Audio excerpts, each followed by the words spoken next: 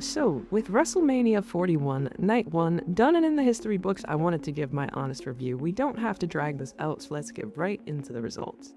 The opening match between Jey Uso and Gunther was pretty solid. I'd give it a 3 out of 5. I liked that Jey went over here, but I was a bit disappointed with the finish personally. Especially after we got to see Jey whip out a few extra moves. I was almost hoping there'd be some color with how far they went with Jimmy for the build, but it was serviceable. There's a spot where Jey does his splash like 3 times, and I swore he was gonna go for 4, but making Gunther tap was the last thing that I expect to have on my bingo card, but hey. I don't know if the submission spot needed some more drama or if they had to hold it a bit longer, but it came out of nowhere for me. I think they chose right by letting Jey go over here. I think he purposefully did a lot more moves than his usual bag of tricks, but the ending was a bit shaky for me. Next up, we've got the New Day versus the War Raiders, and it was a pretty fun one to watch for someone who was unfamiliar with the War Raiders personally. I don't know how Ivar moves like that, but I definitely left that match impressed. I might be a fan of it. 3 out of 5 stars for me here. The ending was a bit abrupt, but I was surprised to see the New Day win the belt. I'm looking forward to the heel champion promos from New Day after this one. It was pretty good, solid match. We follow that with Jade Cargill versus Naomi with another pretty serviceable match. I'm comfortable giving this one another 3 out of 5, and I feel like it would have suffered if it went on any longer than it did. These two definitely went out there and put on a match with all the bells and whistles that we needed. There was a dope X Factor from the apron to the mat outside the ring. There was a little bit of awkwardness with the catch spot at some point in the match, but I was absolutely blown away by a sick powerbomb that Jade did on Naomi with, like near the close of the match. I think that was dope. I think it was a perfectly fine for a match that didn't have any stakes or anything as far as I'm concerned. And it was a nice show. Jacob Fatu and LA Knight are next up on the card, and oh my goodness, this match was awesome. 4 stars for me. I think these two had great chemistry in the ring with fantastic move variety. I'm a big sucker for clean-looking German suplexes, and Knight hit a beautiful one from the top rope. The catch BFT got an actual pop out of me. I think the right guy went over at the end in Jacob because this guy is a bona fide star, and it'd be a mistake to kind of halt his momentum here. I'm glad Knight went down fighting and that he was able to get some good-looking offense in, and I don't think it takes too much from him to lose to a guy they've been building up like an absolute beast so far. I just hope that Knight doesn't go free-falling down the card after like such a good performance, because it was great. Then we've got Rey Fénix versus El Grande Americano. That was one that impressed me, given how it had to be put together last minute because of an injury to Rey Mysterio. I think the pace was phenomenal and the two showed great chemistry with each other. Fénix has got some sick and unique offense, and Americano was able to match him and emulate the lucha style in a fun and engaging way. I'm always extra alert and kind of nervous when it comes to the luchadors, and I definitely got worked when Fénix was selling the foot injury after kicking the metal plate. I actually figured he fucked up his ankle when he landed in the ring or something, not the actual kick itself. I'm not that much of a mark, but either way, it was a fun, fast-paced match that didn't overstay its welcome.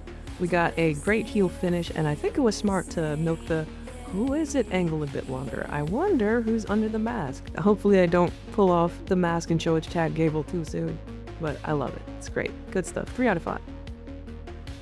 For me, the absolute worst match of the night was definitely Charlotte Flair versus Tiffany Stratton, and I'll preface this by saying I'm glad they were able to be professionals and work together, but the goblin in me really wanted them to devolve into shooting on each other.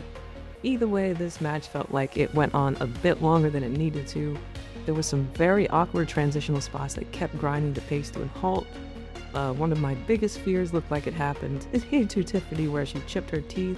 If you guys know me, you know I'm definitely scared of chipping my teeth. And I really think aside from some hard chops and some moves landing cleanly, WWE did the right thing and they kept that belt off of Charlotte for the time being. This one's a 2 out of 5 for me, if I'm being generous. It's not the worst thing I've ever seen. I've seen like some pretty abysmal wrestling, but this one's like a 2 out of 5 for me. Definitely felt like the most skippable section of the card. We close out night 1 with the triple threat between CM Punk, Roman Reigns, and Seth Rollins, and man, there was a lot packed into this one. If I had to give out match of the night, the main event didn't disappoint me at all. We had enough time for great storytelling. We had some cleanly orchestrated multi-man spots. We even had callbacks and teases with the phenomenal facial expressions and easy to follow action.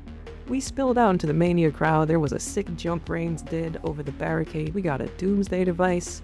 We got the spear getting counted into the pedigree. I love that spot every time I see it. We got the shield bomb tease. There was even a spot where all three hit their finishers and ended up wiped out in the ring. The biggest event, of course, comes with Paul Heyman and the double swerve to end up beside Seth Rollins, and I absolutely loved it. I don't think anyone overextended themselves here, and everyone in the match did phenomenal for me. 5 out of 5 stars. Everyone looked good, and I'm really looking forward to seeing Rollins as a Paul Heyman guy. Factoring all of the scores together, my final score for the card is 3.3 out of 5. I think it was a serviceable show, with results that a lot of fans would be happy with, but the big fight feel wasn't present for a majority of the matches on the card. Night 2 looks like it's going to have to do a lot of heavy lifting, but if I had to recommend matches on this card, like if you had to watch stuff in their entirety, I would say you gotta find Fatu versus Knight and the main event. That's where I bring it over to you guys. What was your match of the night? What was your least favorite? Are you excited for Night 2 after this one wrapped up? Let me know down below, or don't. I really don't care. I'll see you in the next video. Thank you so much to those of you that have made it over to the Patreon. I appreciate you. I'm still hungry.